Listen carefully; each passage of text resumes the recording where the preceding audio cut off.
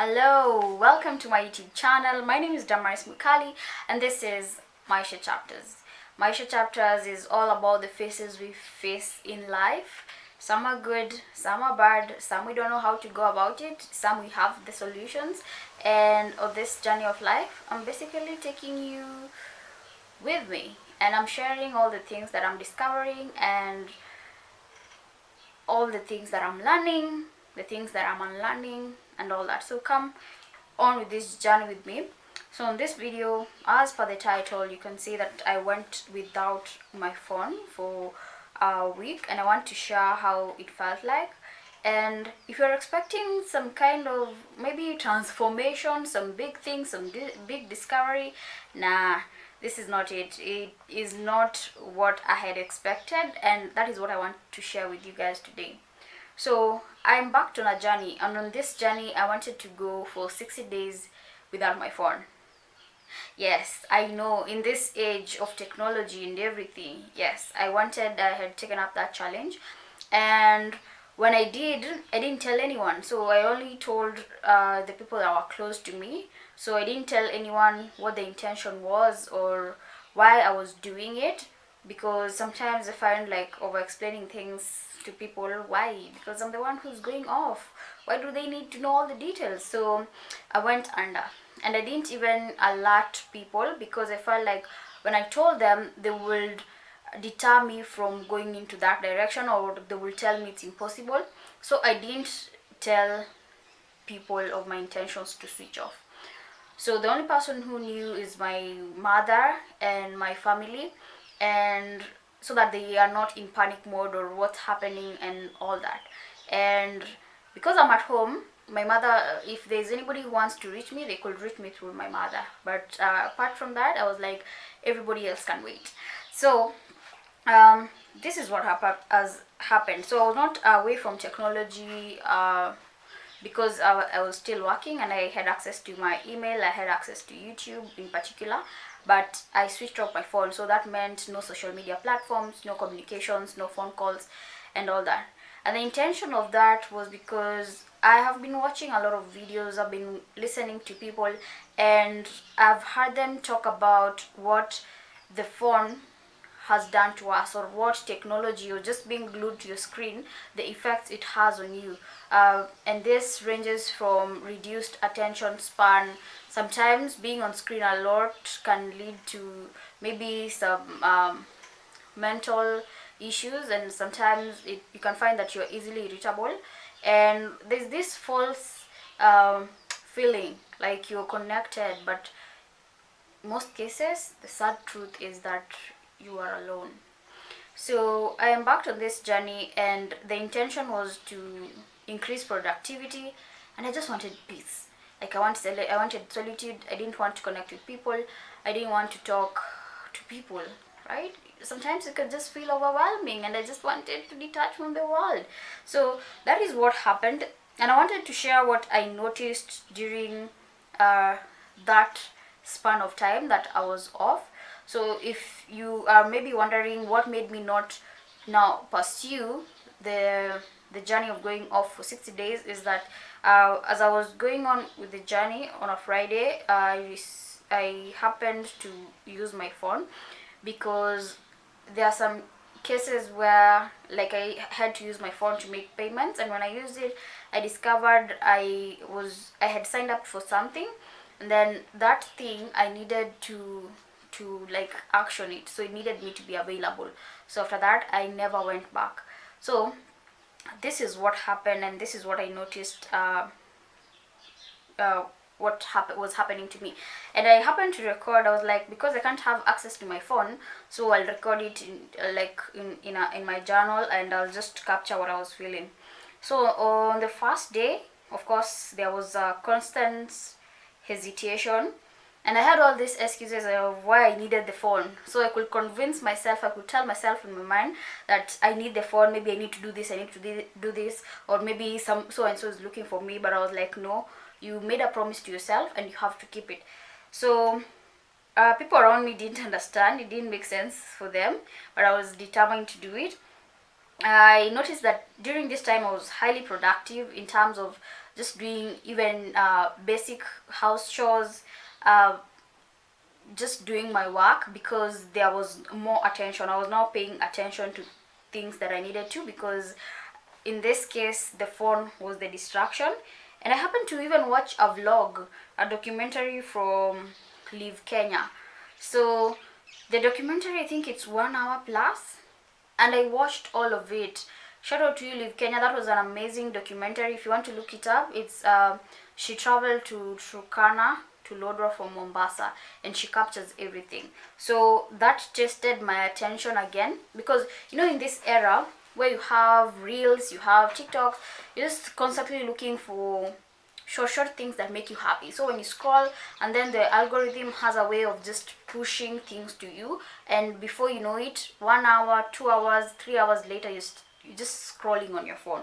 So to me, this was important, because it felt like I was doing this and my attention was captured, and I was able to follow through from beginning to an end. So statistics even show that these days, people prefer to read articles, or people cannot even read full articles, because they're constantly looking at what is there that I can just depict from this article. People opt for summaries of books, because they're like, I cannot read the whole book. So the attention span has reduced. So what I noticed is that the phone is a constant interruption, and once you decide to focus and refuse to make it part of a distraction, then you're able to focus and concentrate more. Another thing I noticed, and this was on day 2, is I woke up at exactly 10 a.m. I can't remember the last time I slept for this long. Normally, I think my body clock, it's either I wake up at 5 or at 6 a.m. and not past that. Even if it's on a weekend, I'll just wake up early. So I found that I woke up at 10 a.m. and I woke up feeling so nice. Those, you sleep and then it slaps, because you're like, where am I? Is it afternoon? Is it morning? So I would call it quality sleep, because I can't remember the last time I had such kind of amazing sleep. And I woke up even feeling, so I've written here that it felt amazing. I was more organized, I felt more energized, and I think my body felt so, because I had worked out. I had some intense workout the previous day, and then my mother had prepared for me breakfast, so I just went and took. So that was a plus for me, and I found that during that day I achieved so much more.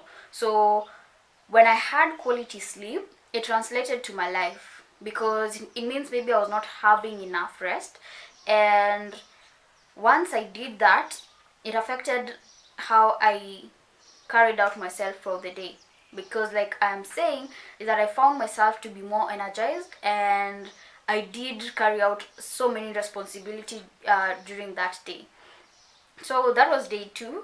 Day 3, I didn't quite record it, but I remember the feeling, and I remember me being happy, and I was dancing, and I will say I reconnected to my hobbies. So sometimes we are so much engrossed in other things that give us this sense of satisfaction, but they are not it. There are things that are within us, that are in the core of us, that actually make us happy.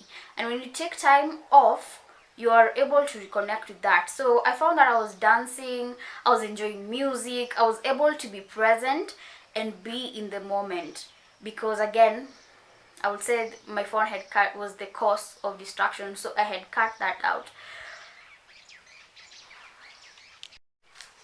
Yeah, so those were some of the things I was able to uh, just get to know, understand during that time. And I also noticed there was something that my mother had asked me to do for a long time, but I used to say I don't have time. And when I did that thing, because I eventually did it during this time period, I was like, wait a minute. So all this time I've been making myself busy, but it's not that I'm busy. It's that, yes, I may be engaged in something, but then the rest of the hours is I'm on my phone. So when I take a break, I'm on my phone. Instead of doing other things, I'm constantly on my phone. So I was able to do it. I recorded it. It took like 10 minutes, and I was like, I have waited for 6 months, 8 months to do this thing that my mother had requested me to do, and it would only take 10 minutes. So what this taught me is that how technology, how distractions, how us not being productive makes us not be available. So we're not available for our family, we're not available for our friends, and it's not that we are productive, but we are busy. Because if you spend, so for me, I work from home. So if you're working from home and you spend the entire day at home, so you may find you're working longer hours, and it's not that by working longer hours you're being productive. Sometimes you may find that you are just staring blankly on your screen, and there's a way you can be productive with less hours by just being fully immersed in what you're doing. And this can only be achieved when you cut out the distractions. So when I took this challenge, I wanted, because my sister used to tell me that I'm addicted to my phone.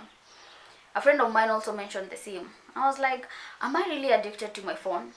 So when I took on this challenge, it was to prove to myself that I'm not a slave of my phone, that it's just something else, and when I decide to do things, I can actually do them irrespective of me having my phone. And it's not that I talk even to people a lot or something like that. Basically most of the time I'm on YouTube, and then I'm on other social media platforms just scrolling. But I think the internet has so many advantages, but then at the same time I feel it just has so many things that are slowing us down, are making us less productive. So the essence of this video was maybe to give you a challenge, not to switch off your phone for 1 week like me, but maybe your phone is a hindrance to you being your best self, you being available.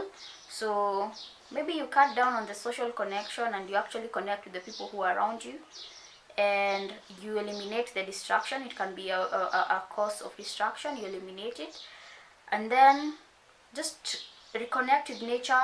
Find joy in the things that actually make you happy, and then stay focused. If you're focused, you will not spend most of your time just idling scrolling on your phone. Yeah, that's it. It was not my perfect story. I wanted to really do 60 days. Maybe someday I'll do it, but I want to encouraging, and I want to do this even for you guys, not to show you just the perfect things or come here and give you solutions. But like I said, this is a journey, and I'm taking you with me. So let's do life together. So is this something you will do? Will you go offline? And let me just say something even before I end this video. I remember I even Googled, is it possible to stay with your phone? Like alternatives. What do you do? And the results I got, like, it was impossible. I was like, I'm not doing this.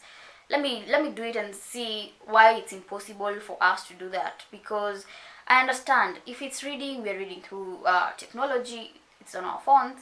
I can't remember the last time I just sat down to watch news because I already have this information. It's here. And then something I've remembered, panic. So like the phone is constantly, you're always on. So anybody can contact you. And sometimes, to be honest, I really feel like even the way we rely information. So for example, recently we had our president person, and you get that information on time, and it's everywhere. It's recorded, and I remember even the tragic event that happened just nearby my home in NZO, and people were taking pictures and everything. And to be honest, we should consider each other, because even the message we send, it's like sometimes you may receive a phone and you just panic because you don't know what you're being told. Is it something bad that has happened? Is it good news? So it keeps you on panic mode. So removing your phone may mean less panic, less anxiety, and maybe less depression, because you don't have nobody to compare yourself to. You're just busy doing your own things. But with social media and the pressures that come along with it, you may feel like you're not doing life and you're not doing it right. But trust me, you're on the right track, and we will get there. We will get through this together. So I challenge you, and I was asking, is this something that you